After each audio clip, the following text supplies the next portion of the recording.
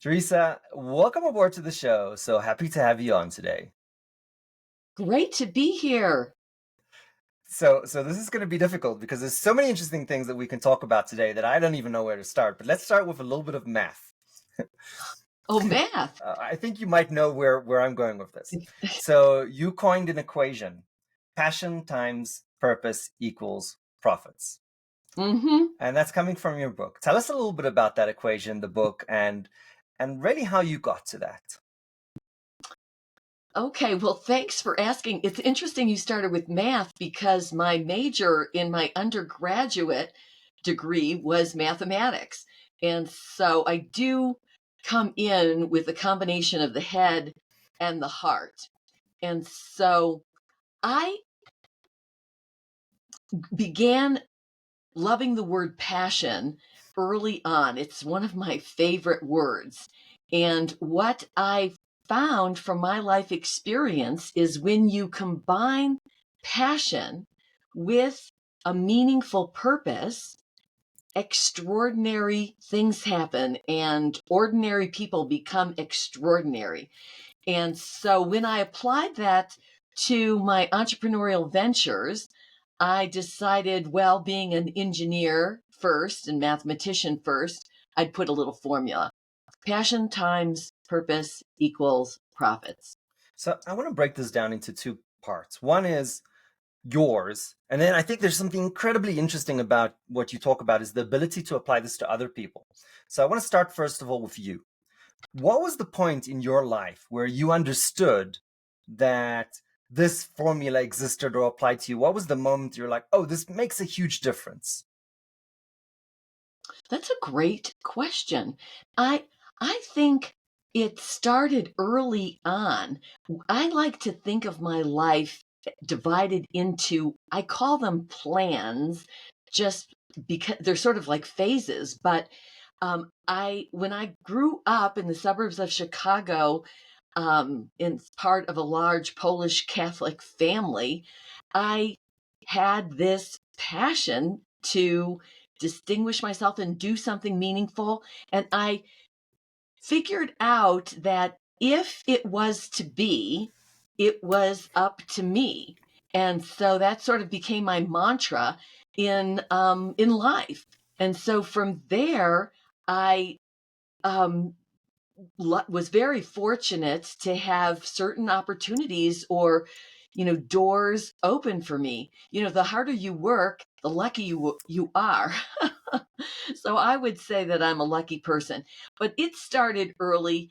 And then as I continued from the foundation plan to my first job out of college with Bell Laboratories and then AT&T product management, I think I learned, like we all do, you know, other things that helped me. And so passion was part of it. And it's interesting when I think of that, um, when people have called me the passion queen for a I long, love long that. time, and even my business partner for our first entrepreneurial venture, Radish Communication Systems, which we call Radish One, he knew I really loved passion, and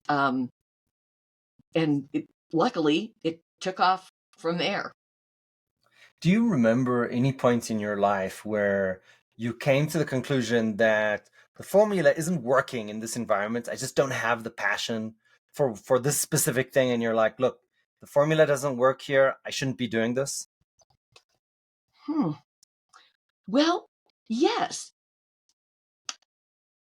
After I got my first job out of college and became a member of technical staff at Bell Laboratories, I loved it. I mean, I was had this opportunity to work with brilliant people designing and optimizing the performance of business telecommunication systems, and it was a wonderful growth experience. And they sent me on to get some more education. I'm really passionate about continuing education. But what happened one day is I didn't want to get out of bed and go into work. Now, this is not like me. I mean, I'm the kind of person, I jump out of bed and, I'm ready to go. And so I wondered what was wrong with me. And so I realized I needed a change. And so I initiated that with the company, and the company supported me as I moved from the R&D development side into the business marketing and product management side. And when I got to AT&T International in this product management role, it was like, oh, I was back on fire again. And part of that had to do with interfacing with people. I realized, while I love the head part, the analytical, the mathematics, the engineering, I love the heart side, the caring, deep relationships, and being in the business side for technology allowed me to do that. You won't get any grief from me on this topic because I am a ex-hardware software engineer turned product manager. So we have a lot in common here. Ah, so we have definitely a lot in common.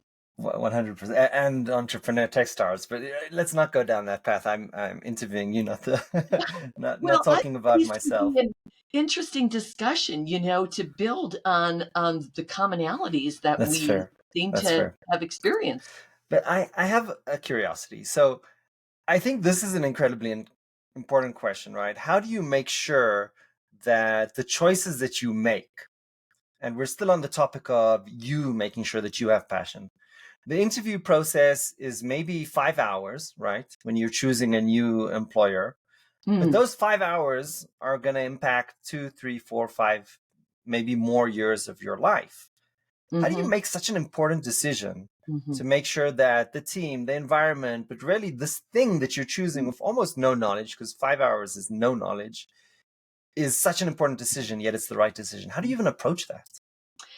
Well, surprise, surprise, I come into it with a analytical decision making approach. I remember sitting down when I was leaving with my bachelor's degree in mathematics, and I was very fortunate. I had interviewed with a number of companies. Now, my undergraduate school didn't really set up these interviews. I had to take the initiative, and I interviewed with AT&T Bell Labs and Lockheed and MITRE, and I had I went through a decision matrix, what were the elements that were important to me and which were the options. And I rated each of the factors on a 1 to 5 basis. How well did this location, this opportunity, this job have the right geographic location and allow me to continue to grow and learn. And so I went through this whole analytical analysis using some of the stuff I learned in math and came out with the option that had the highest rank. Then, however, I stopped and I said, okay, I needed to balance the head with the heart. And I'm a long time meditator. I've been meditating since college. And so I sat back and I did like a little meditation and asked myself, my gut, which one had the highest ranking from my heart. Now, it was very fortunate. They both came out the highest. Bell Labs was the highest with the numbers, and it was highest with the heart. Are you familiar with the Daniel Kahneman story about how he set up the exams for the military, for the Israeli military? No, I'm not. So he has this very meticulous. So Daniel Kahneman is the father of social psychology. He wrote the book Thinking Fast and Slow, and he basically has this very analytical process, right? That they need to ask certain questions of each military candidate, and then at the end he asks the interviewers. He says, "Close your eyes and think of a score. What would you give this person?" So it's Uh-huh. amazing how you have such a similar process. Um, he tried to take it out later because he kind of scientifically proved that close your eyes and give it a store didn't really matter, didn't correlate. So we're doing these interviews. um, absolutely did not let him do that. They would not Mm. allow him to take it out. They Huh? adamantly wanted to keep that process. It Huh? meant so much for them. So that's so interesting that you have a similar process. Well, but the thing that you said, which was very interesting, is you said he wanted to take it out because Yeah, he didn't think it correlated. Now, yeah, for me, the head and the heart did correlate, and it was so important to have that alignment. And but you're saying that it didn't necessarily always align in that case. yeah. So think about this way, right? There's thousands of these people being interviewed every month by dozens of these interviewers, and over the years, a lot of data has been accumulated, and then you also see performance by the superior officers. So he Mm. went back and did all that analysis, and it was like, well, Hmm. the questionnaire was good enough. Oh, The So he basically oh, did this massive, large N kind of research, and it was like, okay. well, we don't need that, so we can take it out. But Hmm. he did need it for different reasons. He just didn't see it, I guess. Well, I'm glad he kept it in there. He had no choice. You know what's also interesting is that I think it was 30 or 40 years later, they tried to redo his system and they put a new system in place. They ripped it out and put the old one back in place. His has been around for, what is it now, like 80 years, something like that. Wow. Well, I'm a firm believer if it ain't broke, don't fix Don't it, fix you it. Yeah. know? I think there's sometimes, especially in entrepreneurial environment, maybe you saw this, especially like the VCs, it's like, oh, we want the young whippersnappers, we think that they are the most creative and whatever. And I think they are underestimating the power of experience combined. We don't lose our innovative curiosity. And so I I think you have to look at a range of people and ages and such, I, and old techniques as well as new. I would agree with that. And my favorite book to recommend to people is The Good and Old, How to Influence People and Make Friends. So I would Oh, definitely how Dale to make Carnegie. friends and influence people. Yeah, Yes, that is a good one. absolutely. So we talked about the kind of how you can make these good decisions. Now you're in a new organization, senior executive level. How do you help people get to their best selves, their highest level of performance, make sure that the equation of passion works for them? Hmm. Well, I bring my pursuit of passionate purpose formula, which is based on not only my experience, but also research of interviewing, aiding people from all walks of life into my work situations. I use it as my leadership framework, and it includes 4-phase model. Where you start, I call it the Szczurek process because I want people to remember my name. Um, and so it starts with finding your passion. Who are you? Aligning that with a meaningful purpose. Second step. Third is to pursue that with all your heart, with all your soul, persistently, with a plan, with the right people. Do you think I like P words?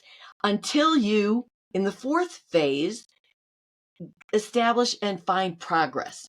And then you sit back and you look at that progress, but you may make some mid-course corrections. And so when I'm getting back to your question, working with people, first of all, I hire people who I believe have passion. If you were going to start a fire, you wouldn't try starting it with wet wood. Well, you don't start a company or a project or an with wet people. You want them to be on fire. You want people to have the ability to be on fire. So I will ask people about their passions in interviews, and I want to see that spark. Now, they may not know exactly how to apply that spark, and you can actually take that passion and apply it to other people's purposes. You find that a lot. People will jump on the bandwagon, but they have to be able to align with this purpose so that they make a choice. And then I help them figure out how to pursue it. So I introduce the Pursuit of Passion and Purpose process, and I will, in little doses, introduce it and talk about it. And because I know from my life experience and my research, it works. Let me play the devil's advocate here.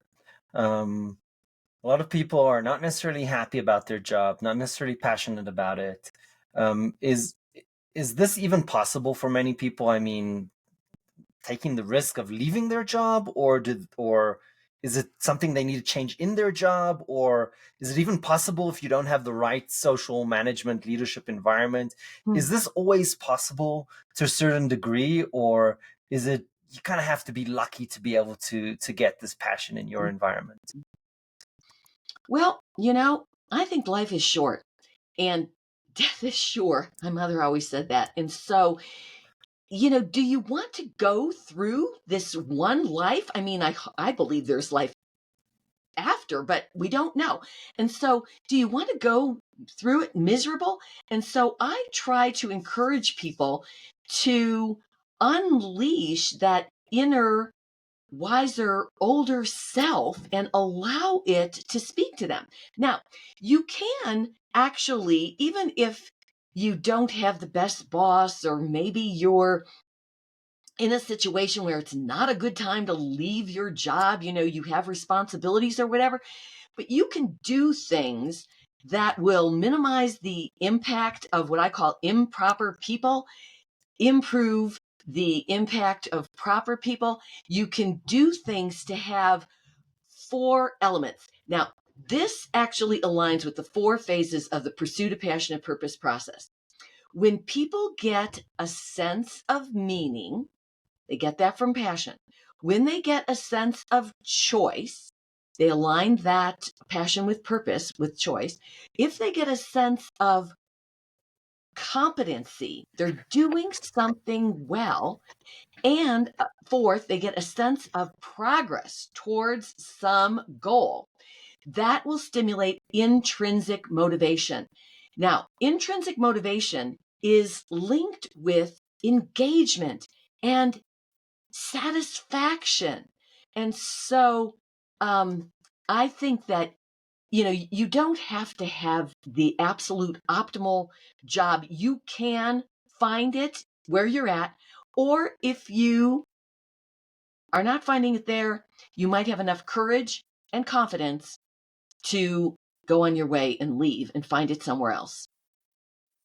I'll go to kids for a second, because I feel like what you're saying is profoundly valuable beyond the work environment.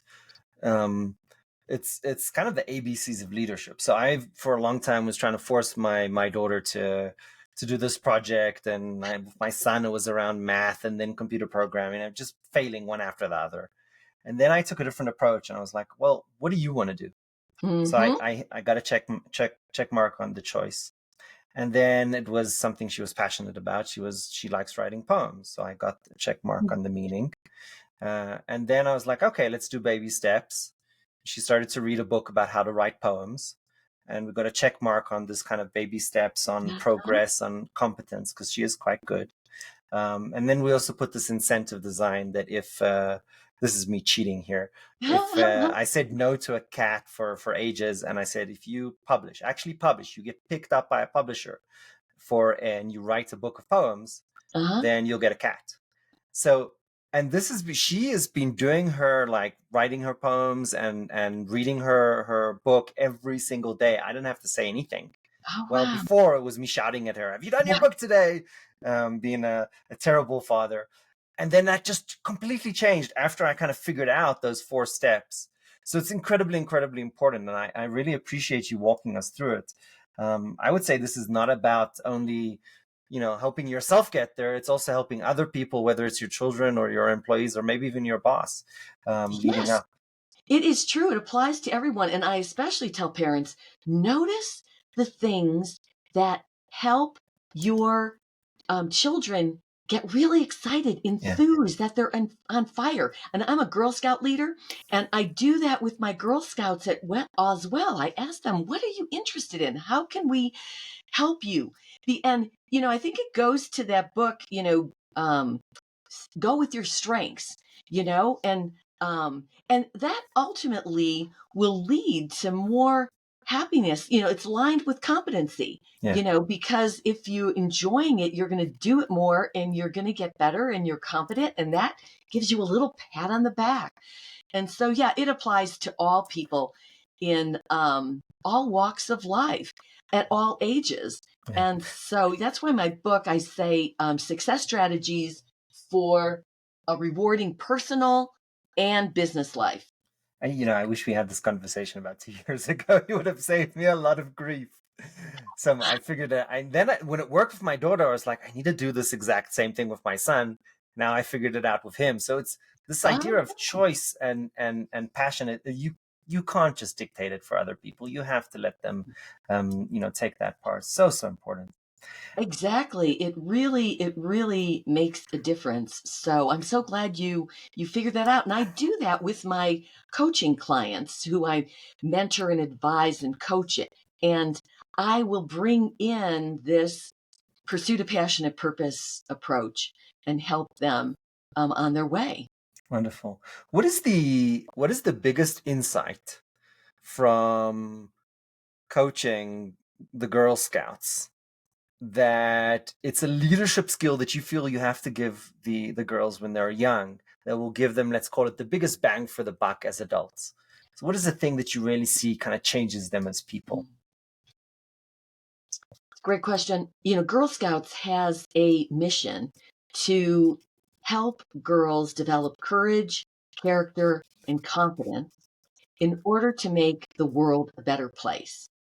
And so, one question is, well, how can we, in this environment, stimulate courage, character, and confidence? And one of the important things is to let them do things, to be girl led. They actually set up with selling cookies, their own cookie business.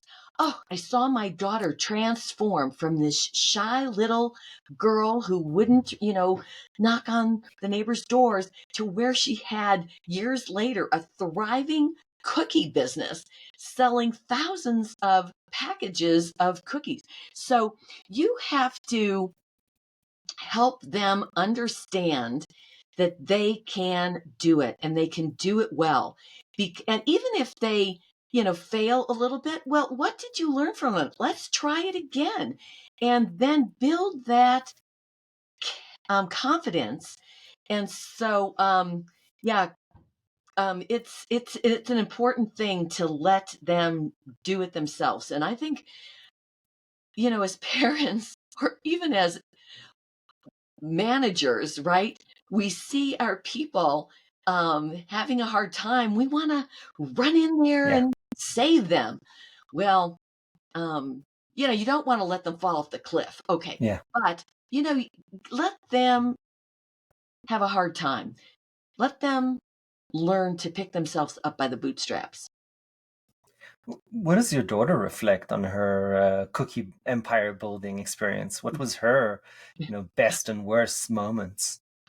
Well, she actually um, went through all of Girl Scouts from the time she was 5 until graduating high school, and she, um, of course, she had a mom who was the leader of the troop, but she knew that she was learning and growing, Yeah. and I'll tell you, she went on to get her gold award, which is the highest award earned in Girl Scouts, and she did it when she was a sophomore in high school, where a lot of Girl Scouts will delay until they're like a Mm. senior.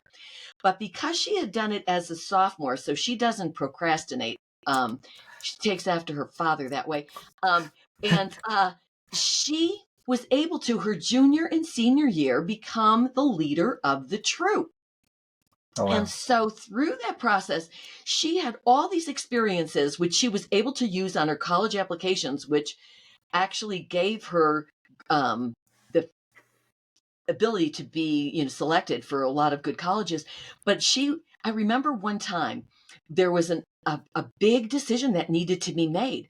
Our troop was running an outdoor skills camp, and we were doing it as a fundraiser, but also as a public service for the younger Girl Scouts. And there was a huge blizzard coming in. Hmm. And the Girl Scouts of Colorado Council called us and said, listen, we're canceling all of the events in the council this weekend because the blizzard's so bad. And so they said, what do you think about canceling your outdoor skills day camp? And I was on the phone, and they said, well, wait a minute, your daughter's in charge of this camp, isn't she? And I said, yes. And so they said, well, we want to talk to your daughter, not you. And so my daughter made the decision to go with the camp. Oh, wow. So, given that responsibility and the fact that people respected her and asked her decision, she made the decision. We went through the camp. It didn't snow that badly, and it was a success. So she learned, she had the ability, she had judgment, she had the ability to make good decisions. And so that really has been very, very helpful for her. And I'm very proud that she learned good things and she's been using them now in her life. That's quite an incredible story. I do RILA, which is a Rotary Children Leadership thing. Yes. Well, And we I'm a had, Rotarian too. oh, wonderful. Well, there Yes. you go. Another topic for us to talk about. So unfortunately, during COVID, I was in front of the board of directors and I said, no, it's not going to be RILA. It's not going to be the exact thing that we have always done, but we need to do something.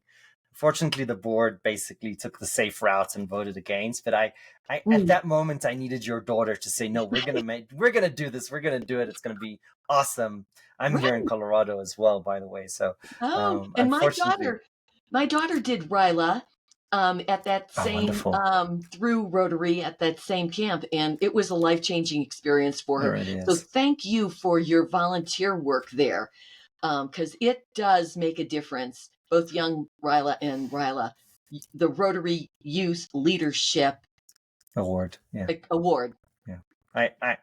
I truly think so. It's not a very well-known program, but I think it's quite an amazing program.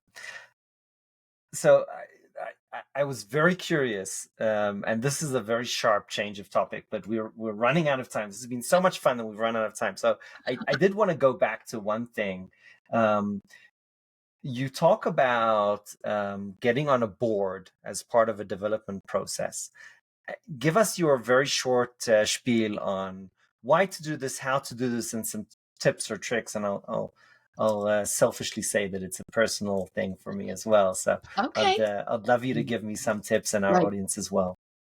Well, okay. Why should you consider getting on a board?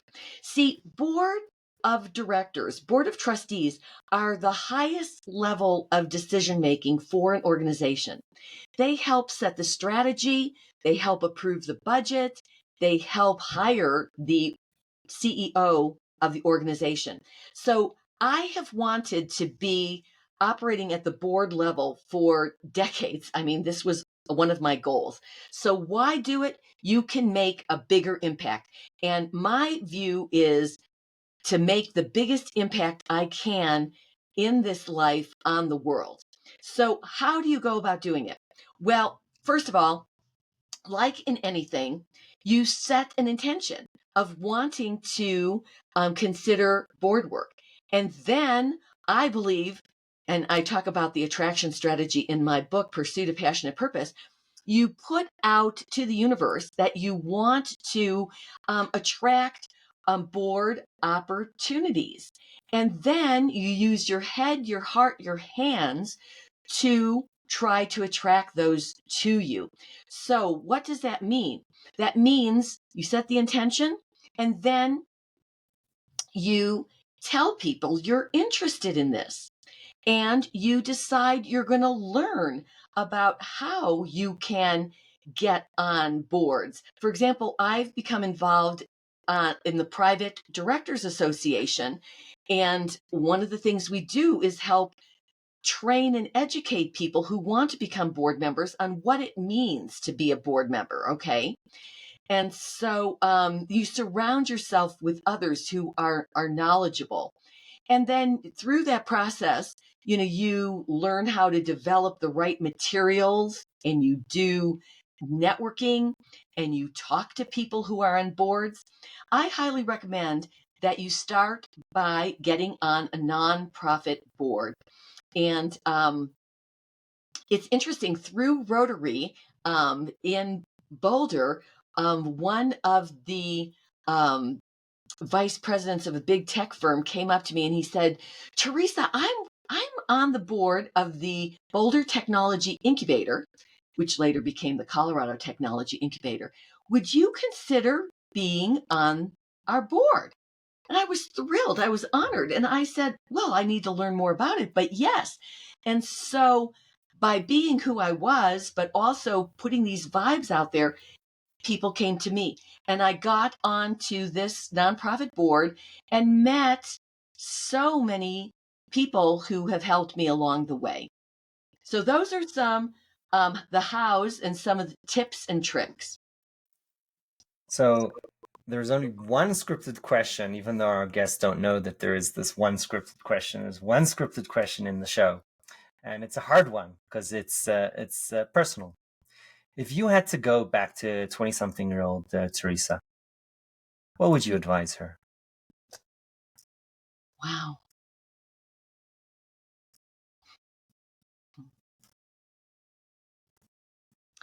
I would advise my 20-year-old self that it's not only the head, the getting straight A's, the working really hard on all of my courses and such, that is important. But it's also the balance of that with the relationships along the way. And that is that the major conclusion of my research study and book is it is the pursuit of passionate purpose, as well as the attainment of the goal, and the connections along the way that bring the real meaning and satisfaction to life. And so it's the balance of the pursuit, which is the contribution, how you make the contribution through, like, what I consider some of the head, as well as the connections, the heart that you want in life. And I think it took me a while to realize that. And I thank goodness I discovered that and was able to bring more of those relationships and love into my life, because ultimately you're more successful in everything when you have both of those. Honestly, I feel very strongly about what you just said. I wish I learned that earlier in life as well. And I think the first moment that I applied that was when I left a startup that I founded with a friend, and I said, "Hey, I want you to be successful because the only thing I want to take away from this relationship is the friendship that we have created." Oh, And we gave him all of the equity that we had, and we sent him to be successful. Um, oh so wow. I wish I learned that lesson earlier in life. So maybe if there's younger viewers listening to us and they take that away, that's a huge one. I would definitely agree. Theresa, thank you so much for joining the show today. This has been absolutely delightful. I appreciate you. Thank you so much. And I would like to tell your listeners to go to my website. I have a pursuit of passionatepurpose.com. I have 20 years of free complimentary knowledge and newsletters, but also you could go to my business, tmsworld.com. And I would love to see if there's ways that I could be of service and help You any know, of your listeners. a lot of people are their strategy is to put out garbage on social media. Very few people put out articles which incorporate deep thinking and really good quality. And I'll tell all our listeners that that's what you can find in Theresa's website and LinkedIn. Um, I really appreciate that strategy as opposed to some garbage short video that's just trying to get views. So I'll put my stamp of endorsement on Oh, your content as well. I appreciated it. thank you so much. Wonderful. Theresa, thank you so much for coming on the show today. I appreciate you.